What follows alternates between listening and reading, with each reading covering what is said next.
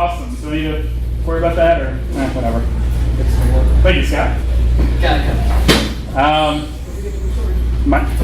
Yes, it's red now. Thank you all for coming. My name is David Laeta. I'm going to tell you a little bit about myself because I'm super self-promotional like that. I organize WordPress Orlando, so if you have any questions about WordPress, probably someone to talk to. I have my own business here in town. I do development with a CMS. It's not important which one it is. Sometimes I write down the things that I talk about, including this talk is all as a blog post that I have linked at the end so you can get all the notes from it. And that's pretty much me. It's my food and it's only mine. So remember that if you're going to lunch tonight.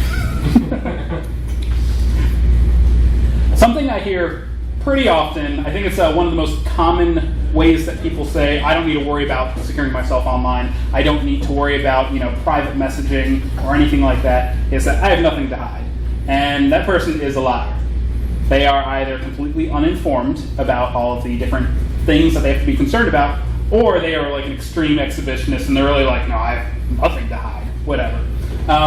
The problem is, even if that person really exists, and I have heard from people who say, nope, you can literally see everything, whatever, I guarantee, again, one, they are lying either inadvertently or not, or they are giving harm to other people around them.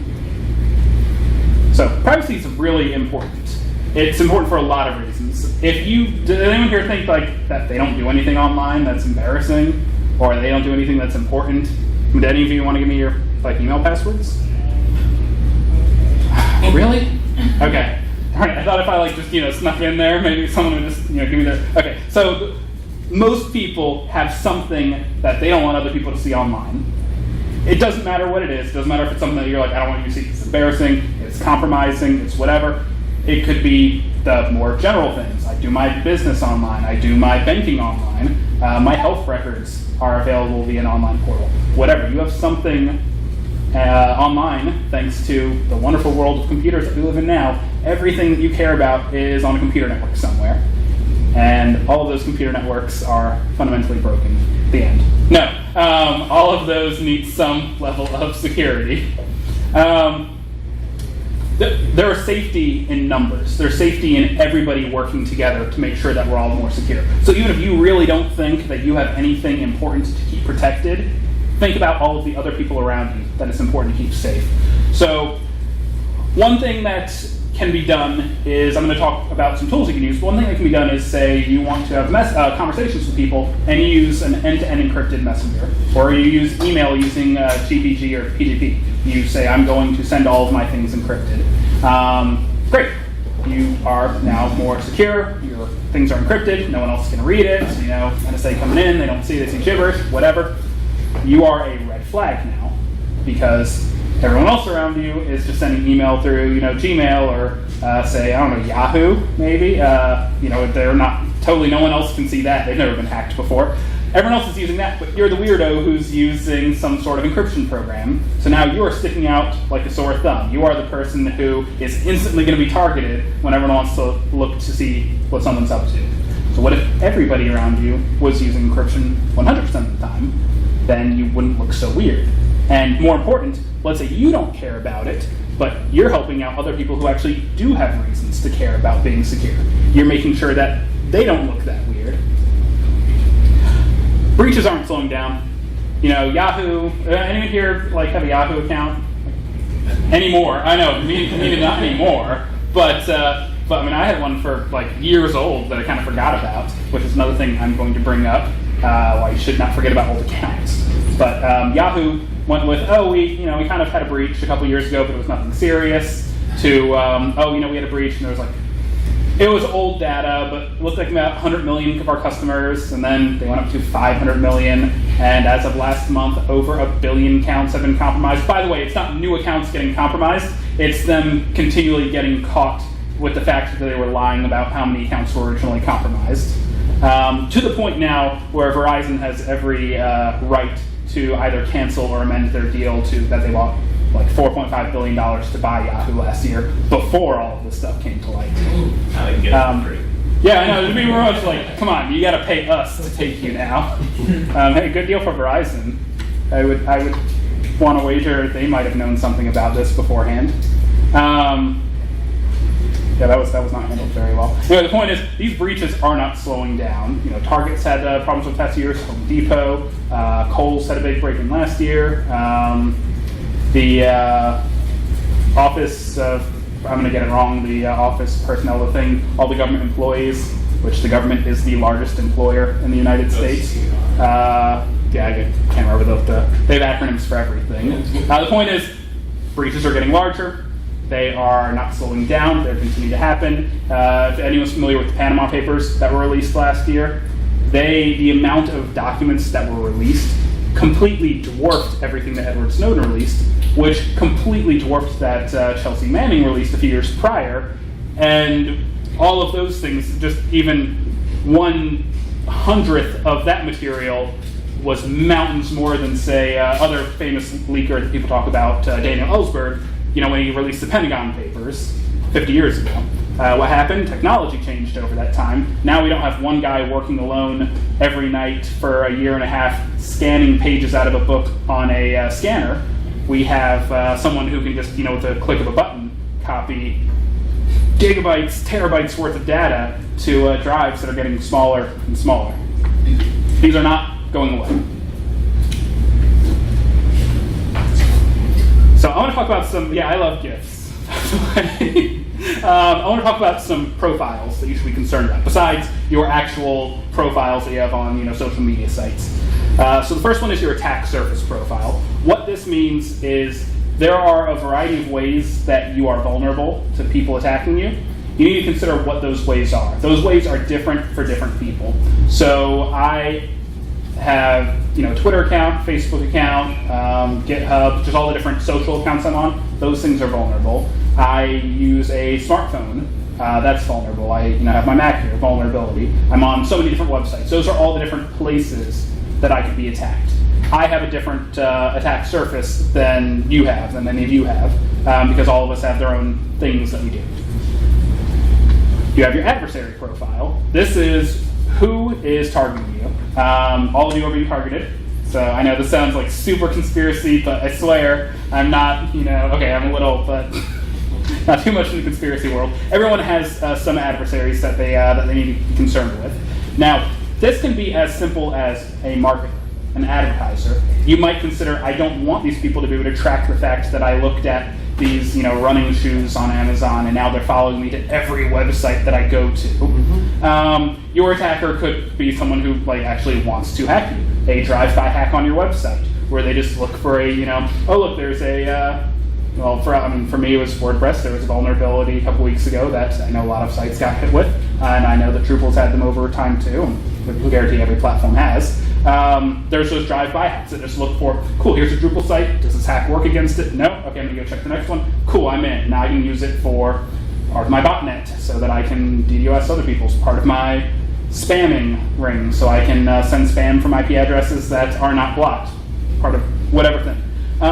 There could be people who target you directly. So, if you're a hospital or a bank, you're a pretty good target for ransomware attacks. Those have been also growing with increasing frequency. If you're not familiar with a ransomware attack, the idea is that they do something to you, they tell you they did something to you, and they say they can undo that if you pay them money. Paying ransom for, say, your data. So pretty popular over the past few years is hospitals getting all of their medical data encrypted. And if you don't pay them, if you don't pay the hackers, then that data goes away forever. You can't access it anymore. So an average hospital is going to pay because the money that the hackers are asking for is usually a lot less than all of the lawsuits that they have and all of the clients that they'll lose and everything else. The last profile that you need to be concerned with is your security profile. This is what things are you going to do to minimize your attack surface profile versus your adversary profile. So by that I mean I use two-factor authentication for my accounts online. I use a swipe. I should learn the name of it. The little draw the little square box whatever thing lines pattern. Wow. Yeah, I use that on my phone because I'm concerned about that. I use some ad blockers on my laptop so that I can be concerned that certain trackers aren't following me. Those are the things that matter to me. That's what I feel protects me more. I don't use the same account. I don't use the same password for things. So if somebody gets access to one account, at least it doesn't get access to all the others. What You might. Sorry. What password folder do you use? I'm actually going to bring that up, but LastPass is what I use. Okay. Yes, LastPass was hacked 2 years ago. If anyone's going to bring that up to me, I'm aware of that. But thankfully, so I know you guys use KeyPass.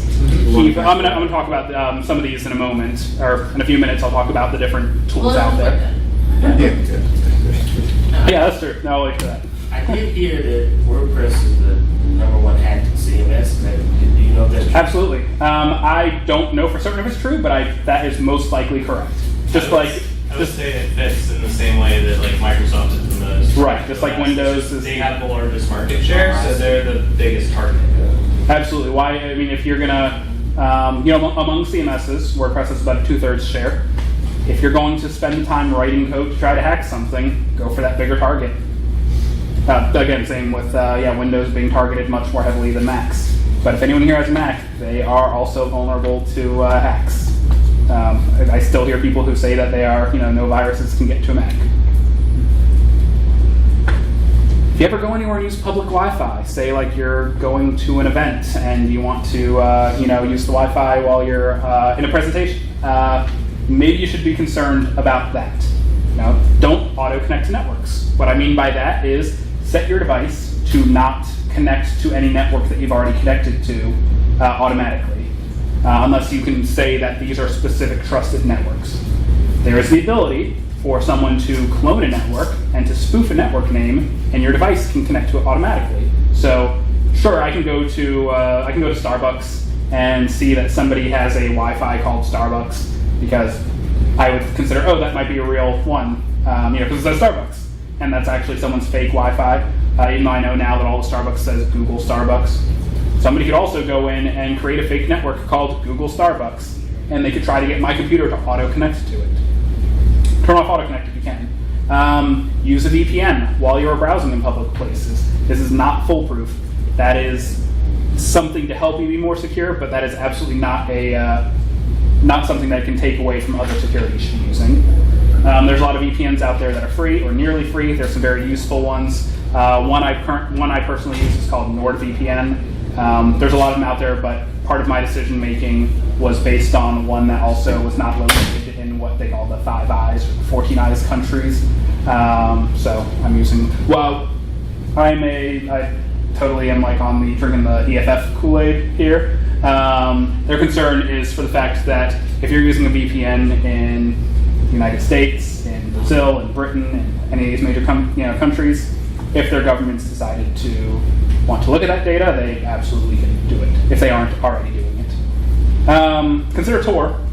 It's a browser that allows you to connect end-to-end to another machine with end-to-end encryption, and it also hops between a lot of machines. So it's like, say, I'm telling you a message, and you're telling her a message, and you're telling him a message, and we pass it along, and then it gets to the last person, and if none of you are looking, you have no idea where it came from originally, the end person.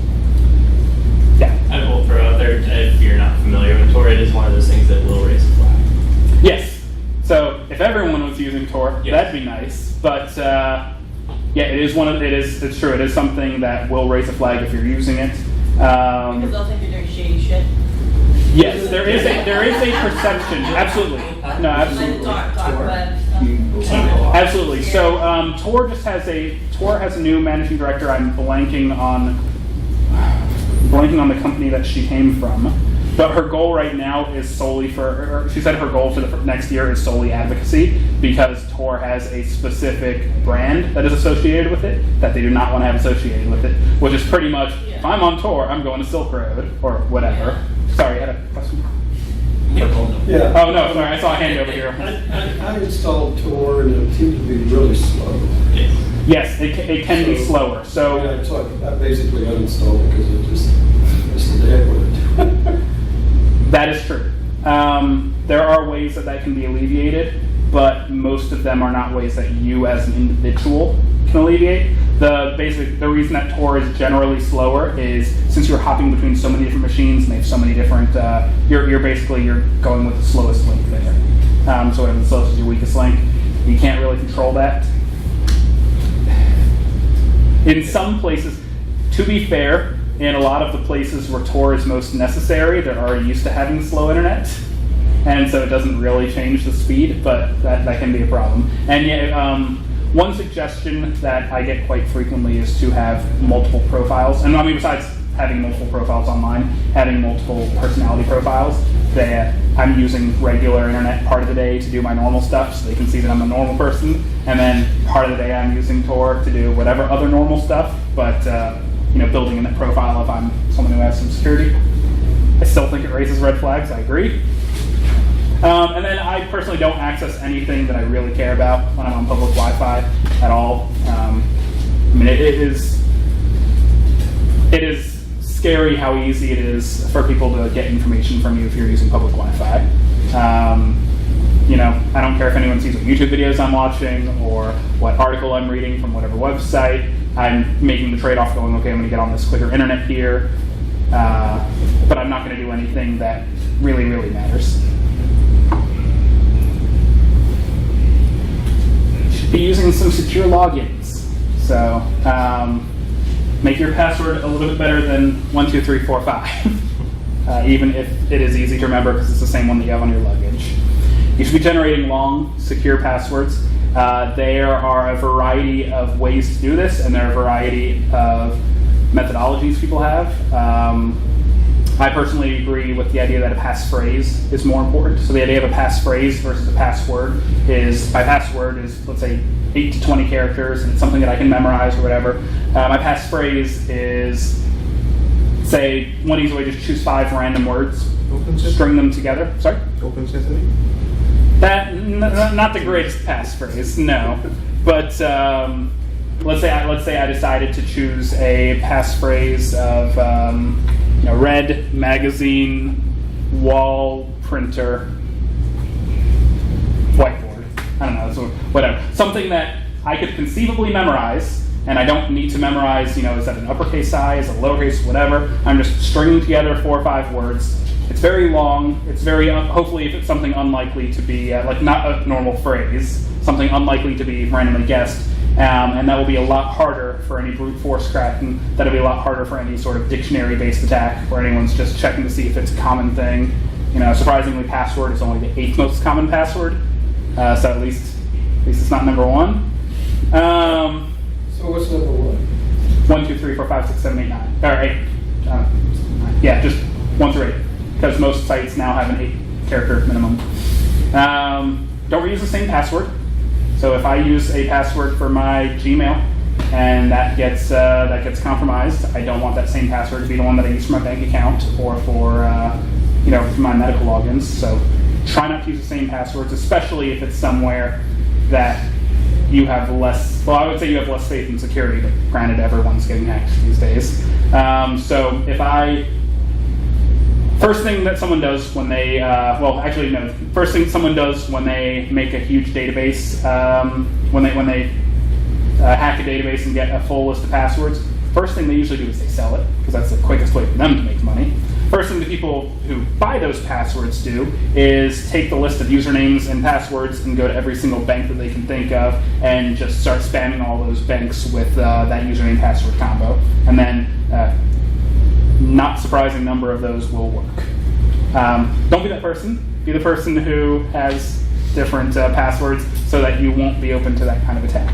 That's not something based on you being clumsy. That's based on you having to trust someone else to not get hacked. And you're using dozens of services online. One of them's going to have a problem with it. Wherever you can, set up two-factor authentication. Two-factor authentication is some way to have a secondary proof that you are who you say you are. So if you can get like a actual physical YubiKey or RSA tokens. Those are little things that generate some numbers that you have to key in after you do a password. There are apps. Google Authenticator is an app. So I have LastPass, which I use, also has its own authenticator. So I have like little numbers that show up on my screen that change every 30 seconds, and the number that I type in here has to match the number, or the number I type in has to match this number for me to be able to log in. Somebody can steal my device. That's a lot less likely than someone just being able to guess the password, though. So I've made it a little bit harder for somebody to get that information. A lot of websites use two-factor authentication now. If you're on a website that doesn't use it yet, trying to figure out why they don't use it, maybe ask them. A lot of sites have been shamed into starting to use it. And if you don't want to have to remember all these things, use Password Manager. I use LastPass. LastPass was hacked about 2 years ago, so I'm gonna put that up front for anyone else says it. Thankfully, the information that was taken from LastPass was all encrypted and hashed. So, as far as what they tell me, who knows if they were lying or not, but I still have faith in it, that the information that got out was unusable to anybody. Now, if somebody happened to be able to get my LastPass password, then they have the keys to the kingdom. Of course, they also need to authenticate to my LastPass account, which means they need my phone, but that could still happen too. Yes, there is the if you were able to get my password and my device to use the authenticator, you'd be able to have access to all of my accounts. That's bad. I think the trade-off is worth it though, because it's going to secure all of those weaker links first. I had a real problem with LastPass when I got my MacBook stolen out of some bug in our house, and I got a new MacBook, installed LastPass, put my LastPass password in, and then it told me that it had to send me an email verification to my email. And if I would have used a crazy password for my Gmail account, and not one that I knew personally, there would have been no way to log into my Gmail account unless I did like a forgot your password thing,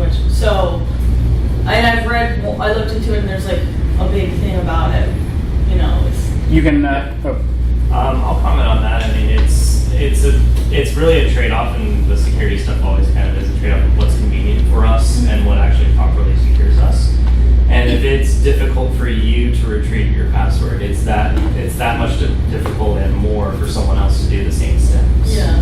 But yeah, it's on the enterprise side, we use LastPass. We actually just recently rolled it out to our company. There's some features on the enterprise that make the convenience part a little bit easier, but on a personal level, yeah, I have lost one of my LastPass passwords and had no way to get any of my stuff, so I had to go on this big password reset spree. Yeah, it was just scary because it was, a new device. I didn't recognize that device, Yep. and then if I wouldn't have known my Gmail password to authenticate LastPass, I would have had access to nothing. in my case, the one that I keep is my LastPass password. That's the one that I have memorized. If I have a problem with that, I might have an issue. Yeah. And my Gmail was attached to the LastPass. That is a fair point. It is security is always a trade-off between convenience, or over security and convenience to some extent. Thankfully, there are a lot of tools making it a lot easier to do this. A lot of the things that I'm going to suggest would have been really, really hard to do even 5 years ago. For the average person, they would have just been basically impossible. Thankfully, there are a lot of companies that have made it easier to do a lot of things more securely. Apple got into a fight with the FBI last year over certain, a longer story, but basically they want to make sure that their devices are secure for you, so theoretically you don't have to do as much work on your own.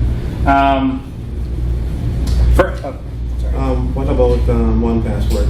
Right, so I use LastPass, but there's also 1Password. There is KeyPass, and 1Password is local only as well. No, it's not global. I can't remember. KeyPass is another one that's also, KeyPass is an open source similar-ish to LastPass, but it's local only. So LastPass is like a cloud thing. KeyPass is only local, so if you want to be much more secure, get the one like that where you have it on a specific computer and then hope that something happens to that computer. Or have some other way to make copies of it. But there are other tools out there, sorry. Which of these would be the best way to go for estate planning? Because so many people have so many accounts. Which one is the best way if something happens to you that somebody else can get in and close and or monitor? I'm going to suggest in this case LastPass. One of the reasons is, so LastPass has some social aspects to it. And you might think it's weird to have social password sharing, but for instance, let's say you have access to the water bill login, and you want to make sure that your husband has access to that too in case anything happens, or vice versa. You can share passwords with others. You can share the ability to log into websites with other people without actually sharing the password with them. So I could share my Gmail login with any of you, but you wouldn't actually know what my Gmail password is. And I could revoke access to it later if I wanted to. So you'd be able to go in, go log in into my account, and then later I go, okay, I don't need them to log in anymore. As you mentioned, you use Enterprise. That's one of the, as far as I know, it's one of the main uses of their tool there, is that it makes it a lot easier to share credentials without actually sharing those credentials. Well, actually, I can weigh in on it. You probably need the password. Yeah, on Because the if someone needed to close an account for a parent who died, what do? yeah I mean, you on can have access if you're a guardian, that's fine, but Right. you need the password to close those accounts. there's I know LastPass has it. I don't know if anyone listens to like the Security Now podcast. They actually have the guy who developed LastPass on a lot to talk about the technology side of it. But they implemented a feature into LastPass where you basically give these two long keys to like different people, and so in the event that the person who owns the account is like no longer available, or they disappear off the face of the earth, those two people can get together, provide those keys in the LastPass, and then there's like a 30-day window at which then it'll unlock the account if no one responds. So it provides a way for you to securely distribute your password without giving any one person the access, and a window that someone can still get into that account. Two-key Yeah. authentication. And I think Right, you but- actually, I forget what they call the feature, but they actually specify how many keys you want, and all of those have to be present, or like 2 of the 3 have to be present, and then there's a 30-day waiting period before it'll unlock the account. It'll basically send an email to the account owner, and if they don't respond to it, then it'll open the account for the key holders. And if your concern is more about instant access, the sharing mechanism will still allow you to log into the account and be able to do things like make changes or close down the account if necessary. It just won't show you the password for that. So the reason that that's useful is, say I have I have a marketer who's working with me who needs access to my MailChimp account. I can send them to log into my MailChimp account. They can log in, but I can always revoke that access later if I want, and not worry about them still having access to that password because they never had it in the first place. So all of these other tips can be really helped by using a password manager. At the very least, start using more secure passwords. If you are not going to use a password manager, passphrases is the way I would suggest to go. Again, that's just you're choosing things that in some way make sense to you. You're going to remember them, but would be completely nonsense to someone else. So I probably wouldn't go by like just pointing at random things like I did here. Probably maybe something that's a little bit more personal to you. You should also have some routines. For all of these things, you are only as strong as your weakest moment. You need to make sure that you have some routines in place. So if you stop using a service, like let's say MySpace was really popular, and then you stopped using MySpace because Facebook became really popular, and then surprise, MySpace gets hacked, and the funny joke from everyone last year was, I still have a MySpace account. That's a problem. Let's say you still use that old password, or let's say that account was linked to something else. So let's say, there's a writer for Wired had some of his accounts hacked several years ago because they were able to get access to one account and use that to reset passwords to all of his other accounts and take control of his laptop and remotely delete everything and take access of his Apple account, his Amazon account, et cetera, et cetera. So if you stop using a service and you're done with it, delete all of your stuff. Delete your account, delete your profile, make sure they delete all of your stuff. There are ways that you can legally compel people to remove all of your information. Granted, a lot of those are above and beyond, but my point is, don't leave a trail behind you, don't leave breadcrumbs behind you that you don't need to leave behind you. If you are like me, you sometimes go into your password manager and realize there's sites in there that are no longer active. So every once in a while, go through and clean those. Again, you don't want, if anyone ever gets access to that, to be able to have more things they can use against you. Same for apps on your phone, extensions on your browser, any other tools that you use that you no longer use. It's better just to get rid of them than keep them on. So I'm going to use examples from the WordPress world, and that's where I come in. that even if you have a plugin on your site that's not active, there have been hacks based on plugins just being available on a site, having the code there on the site, that people have been able to get into the site. So if you're no longer using it, get rid of it. Take some time to check privacy settings on all of your accounts. As I mentioned, I wrote a little blog post to go along with this. I have links to a lot of services, to Twitter, Facebook, Chrome, Firefox, Safari, like little things that can just take you directions on how to get to the proper pages. Check to make sure that you are blocking the things that you want to block and not blocking the things that you don't want to block. So that can just be simple as, say, have a website ask me before it turns on my microphone, or have a website ask me before it turns on my location tracking, because those are things that you can do on websites. So make sure that they just don't get to do it automatically, unless you want them to. I don't know. And then whenever you are clicking a link or responding to an email or anything, do some basic legwork to ensure that it's authentic. Now, with emails, for me, I use Twitter, and I use a Chrome extension that will auto-expand all links on Twitter, because Twitter uses their fun little shortcode generator. So whenever I post a link to my site /awesome blog post, it's not going to come up that way. It's going to come to you as t.co/ 4 or 5 random letters. You have no idea what that link is before you click on it. So there's a Chrome extension that, for me, expands that link out. That gives me the title of the page and the actual URL of the page. So it makes my Twitter feed look a little bit bigger than it would otherwise look, but at least I know if I'm going to click on one of those links that I'm going somewhere that I recognize the URL, I hope. Email makes it a little harder too. Most email clients show you the person's name, which is nice and all, and it'll say I get emails that are spoofed from my friends that are definitely addresses that are not their addresses, but if they have the ability to impersonate somebody, it's a little easier to impersonate someone's name, but if you go and look at the email address and go, oh, okay, so, blah, blah, blah, .nl, I don't know, some random domains, check that before you click any links or respond to it. It's just a little extra thing that you have to keep in mind, just a little bit more vigilance. There are a lot of tools that can help you. As I mentioned, that a lot of tools have been made over the past few years just to make things easier on you. I use offline backups. I have Time Machine making backups to my Mac on a semi-regular basis, like every other day. It's not plugging in every single day. The point is, it's a physical drive that I have at home that I've plugged in. Both my Mac and the drive are both encrypted. But the point is that it's not a networked device. Because even though they have their nice little time capsules and you can make network storage, so you plug to your router so that it's always backing up, that's fine and convenient, but that also means that if someone gets access to that device, if they get access to Wi-Fi, then they also have access to that drive. There's a lot of great tools that you can use. I'm just highlighting a couple here. Privacy Badger. It is a tool developed by the EFF to help block trackers and ad blockers. I like Privacy Badger over something like Ad Blocker Plus Pro. I prefer this one because it is a little bit more transparent for me to see what's going on. There's another tool called Ghostery too that again is more transparent, that you see exactly where things are coming from, and you have the ability to toggle things on and off.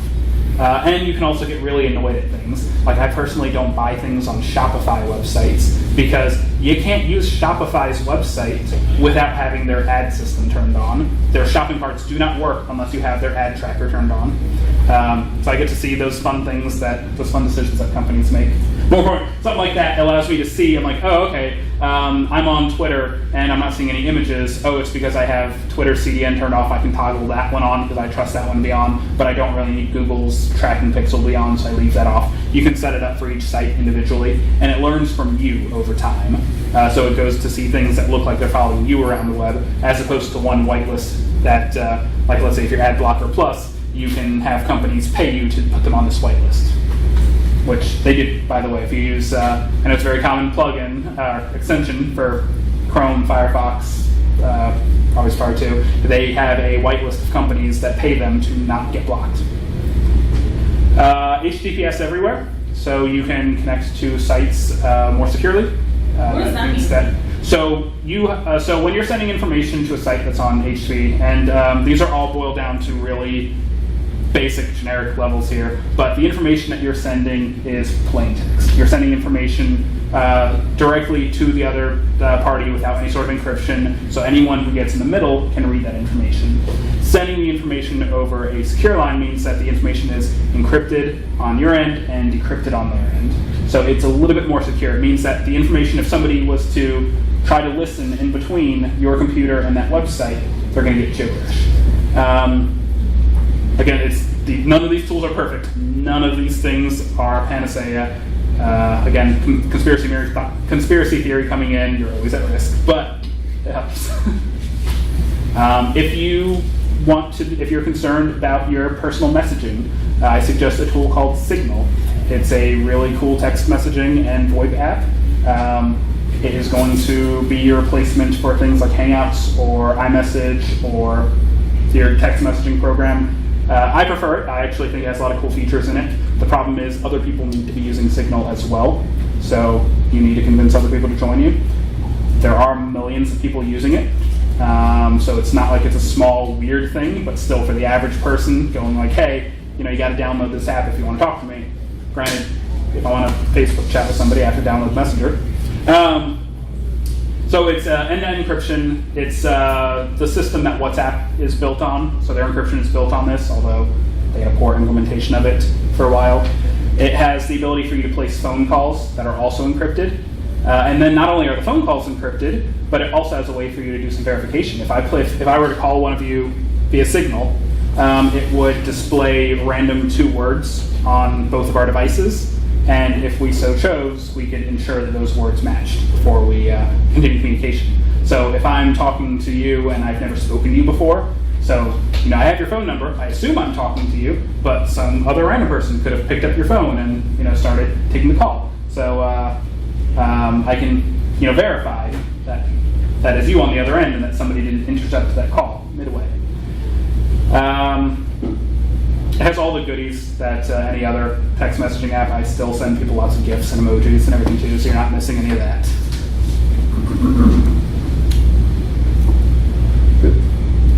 Okay, cool. There are a lot of tools out there. There's a lot to talk about. I am already near the end of my time, though. I could literally, I'm sure you know, for hours and hours and hours. There are a lot of things. Does anyone have any questions? What are your thoughts on I'm sure this is a relatively easy one, like browsers that say, hey, you want to save this?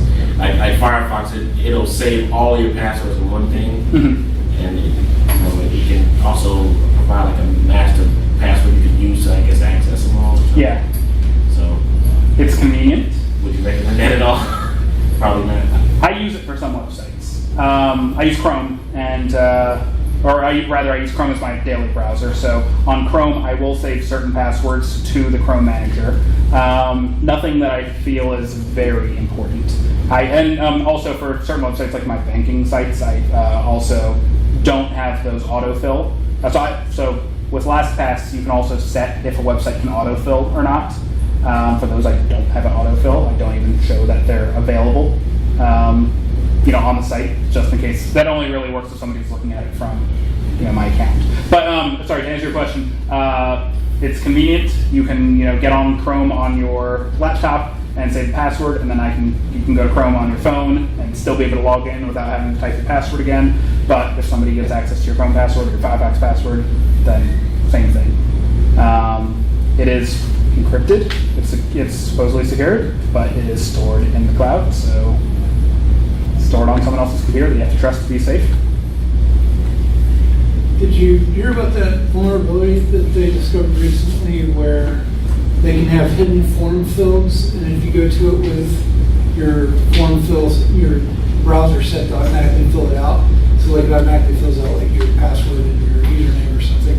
They can have hidden fields as like your phone number and your credit card. Those will also get filled, even though they're not shown. If you save them on your... Yes. So you can create profiles in a lot of browsers. You can create personal profiles. Like I have a personal profile set up for my address, so that when I come to an address field, it'll, I can set it to automatically fill those out. But that is a possibility. Someone could still gather that information another way. Sorry, I was about to jump off to another. And I think that it's generally best practice for any password manager not to autofill.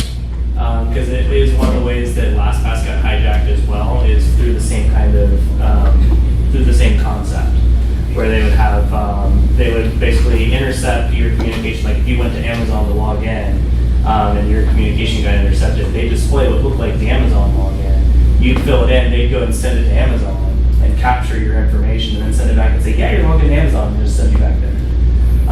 So normally, like, I think it's as a best practice that you don't use the autofill feature for passwords and sensitive information. You have to click on it and say, yes, fill this in, or copy and paste it in. An insidious one that I've seen recently for developers is if you've ever had to, has anyone here ever had to like go and, how do I do such and such thing on my computer? And someone goes, oh, go to terminal or go to the command prompt and type in this little line and it'll do that setting for you. If you ever see one of those, now you might be going to a site that, you know, it's perfectly legitimate, but there are, I've seen people, you know, I've seen people do attacks where they take some text and just like you have the hidden form fields, they hide a bit of extra text in there that isn't displayed on your screen. It's basically just some CSS or just, you know, font 0 or color white or whatever. And you're copying, unknowingly, you're copying some extra commands that if you're the kind of person who just goes and copies and pastes in and hits enter, you might not even realize that something's going on, but you've left yourself open to vulnerability by not paying attention very well. That's one of those things that ties into your security profile, your what things are important to you. So you might be concerned about your Amazon account getting hacked because your form field got, you know, filled out, but I might be concerned about, let's say I don't, you know, use Amazon, but I use, let's say that I am an employee of a notable political figure, and someone decides that they want to send me a fake Gmail login page, so I supply them with my password, and this person's email server gets, or this person's personal email gets hacked, in addition to their email server getting hacked. As a hypothetical, that person has a little bit of a different security profile than I have. I'll share a recent, slightly more sophisticated attack that happened to me recently. My cell phone got stolen as a part of a crime ring at a big concert. People were going through and pickpocketing the crowd and just peeling off the cases on the phone, so you just saw thousands of cases laying on the ground throughout the concert. But that wasn't the interesting part. The interesting part was and I immediately got on another person's phone and locked my iPhone out and set my iPhone to notify me if anybody ever turns that phone on again, right? That's like one of the settings in Find My iPhone app. Well, I did that, and then 3 weeks later, I got a text message saying, someone turned on your phone, please log into your Apple account immediately to track the location of your phone. And this is literally the first time that I've ever fallen for a phishing attempt. I clicked the link, I filled in my information, and immediately got an email from Apple saying somebody from Hong Kong just logged into your Apple account. Wow. So it was a little bit more sophisticated social attack and something to keep an eye on. That's nice. If only everyone could be Brother Orange. Is anyone familiar with that story? So there was an employee for BuzzFeed 2 years ago who got his phone stolen at a bar, and it ended up with somebody in China because because that's where iPhones end up, because, you know, iPhones are kind of a big thing in China and they can't get them as easily legally. So he noticed that his phone was in China after he started, and this is a more heartwarming story, so maybe we can all have this personal life. He noticed that his phone was in China because his iCloud account started having lots of pictures of people and places that he did not recognize. And he eventually was able to track this person down, and he ended up striking up a friendship with this person and flew to China and met with him and spent like a week in China with him. It was really interesting. This guy was an employee of BuzzFeed, so he wrote a long article about it. It has actually been optioned for a movie. They are making a movie about this guy and about this story. But the thing is that that he was able to track where his phone went thanks to his Apple settings. But granted, it turned out to be nice because he got to go like to China and hang out with people and stuff. But not everyone gets that lucky. Ollie was speaking about public Wi-Fi and VPNs. You were saying that they're not as secure? So I wanted to caution, a lot of people think that if you connect via a VPN, it's like automatic security. Now, besides the fact that literally everything I said here, it has an asterisk next to it, as everything in the security world does, I feel that VPNs have an outsized profile of this provides security for you. It does make it a little bit more secure, but it doesn't really help if somebody is intercepting your communications between you and your VPN, which in a local attack is more likely to happen. I have a question actually. What's the best way to share passwords with a client? Like if I've created a website for them and I'm passing off their master passwords for their login, hosting, what's the best way to give them? So there are tools that again have an outsized level of security, or not a level of security profile around them. That I'm like hesitating here because again, all of this has asterisks around it. There are tools called one-time pads. They're not super duper secure, but they're better than just texting to somebody or sending them an email. There is a popular website that I'm suddenly blanking on, and now I'm just going to assume that you know what it is. Oh, man. No. There's a popular credential sharing website that uses these one-time pads. Basically, a one-time pad is, by the way, a one-time pad is similar to the concept of a tool like Signal, which is where every single message that you send, and this is also the same concept that they're using in Facebook Messenger and in WhatsApp, is that every single message you send is encrypted separately. So theoretically, if you were able to crack one of my messages, that's it. Yeah. Then you'd have to go through crack the others all separately. You didn't crack the whole thing. So that they work on that idea of a different security password every single time, every single message sent. There is a popular website for this that's from an open source group that I'm suddenly blanking on the name of because I don't use it personally. I will try to think of it, or I'll Google it in a minute to see if I can find it. Snap it. Just snap it. It just appears, right? They certainly don't keep everything. They certainly don't lie about keeping everything. I don't know.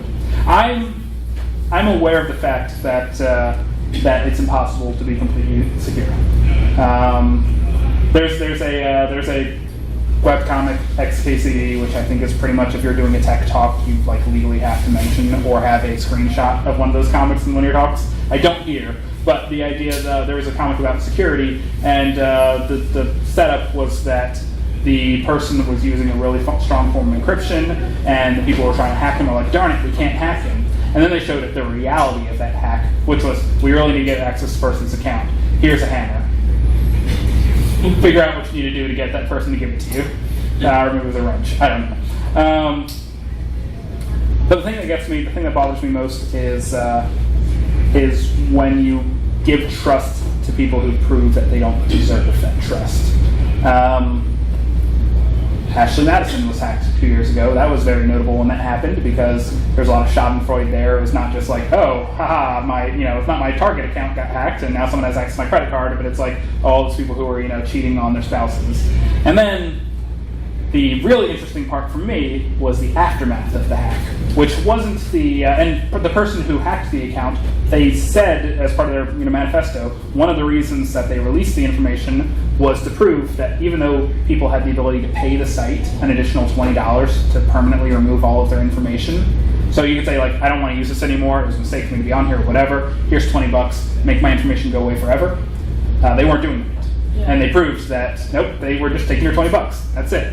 And then also, they were able to prove that the majority of women on the site were actually bots and blah, blah, blah. Those were the interesting parts. But the point being is, sure, that's one we can make fun of because, the people who would probably be using it. But the point is that they they trusted them to some extent that that company did not deserve.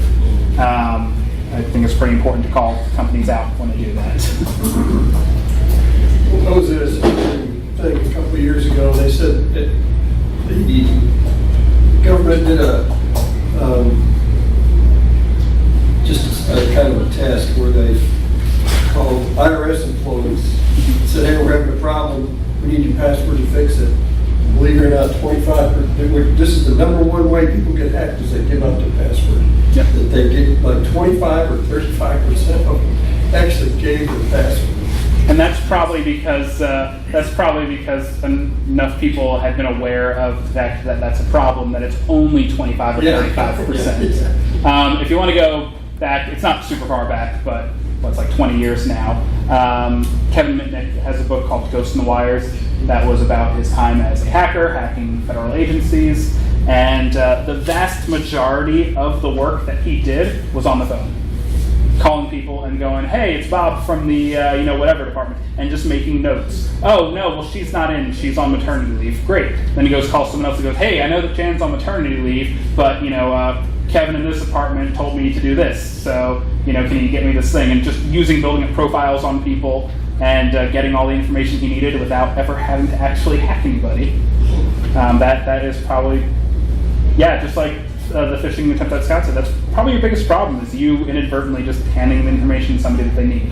That's the same problem, that's the same reason that in certain cases those ad blockers could be important. You are leaking a lot of information that might not seem important to you, but could be very important. So if you ever go to, say if you set up a bank account, a bank website account, and they ask you for security questions, and what's the security question that everyone always asks? Mother's maiden name. Mother's maiden name? Yeah. So how easy is it to find my mother's maiden name online? It's super easy. There was a state governor who was running for vice president a couple years ago who got her own email hacked because all of her security questions were on her public Facebook account. Wow. Granted, we're laughing at her because she is a notable politician. That's probably the same for a lot of you. Well, but I don't use my mother's maiden name on the record. No, but what I mean is Yeah, that's a common one. What I mean just- is it's like your first pet, your first I car. don't use my actual High school. Your high school, which by the way is one of the things that they ask you to add to your Facebook profile. The city you Yeah. were born in. Yeah. So First pet's not bad though, because It's it's been 60 some years. I don't even think my brothers and sisters. yeah. What's your first pet thing? Oh, I think it was a dog. Did we have a cat or a dog? Oh no. It's actually one of the advantages to using a password manager is if that's something that you regularly incorporate in how you kind of secure your information. When you get those security questions, you actually generate passwords for that and save those in the password manager.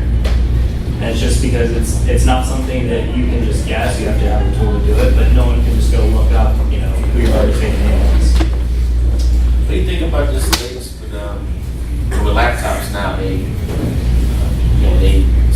use a webcam to scan your eye or something, or your face. Yeah. Like, Do you mean using that as security or what do I mean? what if more websites If you're asking, I'm using a little sticker, but It's really common. man, I really should. I have a bunch of stickers in the car. I wish I'd brought them. The little laptop stickers. So, what I mean is how secure is that? What if I move to that? It's like, okay, rather than having to type anything, it scans your face or whatever. I will say that I owned a Samsung phone for a while, and it did not work for me at all. Okay. So I don't know if it's more secure or not. I guess it was really secure because it would never unlock.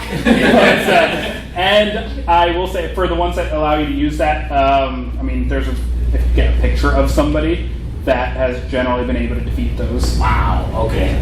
If you use fingerprints as identification, there's a few reasons that they aren't. One, they're pretty insecure. Your fingerprints end up everywhere, and it's really easy to get a copy of your fingerprints, and it's really easy to take that copy and turn it into a usable fingerprint. And then again, depending on whatever your attack profile is, if your security profile is, if your concern is on the person logging into your phone because they can get a copy of your fingerprint, that's one thing. If your concern is, I'm concerned about the government getting access to my equipment, then maybe don't use a fingerprint on your phone. You are, under the Fifth Amendment, you do not have to give, if you are an American citizen, and you're not at a border crossing and all the other things going on right now, and you have a password, you cannot be legally compelled to give them that password to your phone. You can be legally compelled to place your fingerprint on that phone to unlock it. Wow. I have one more question actually. So with my laptop, when it was stolen, I had Gray installed, but I didn't have a guest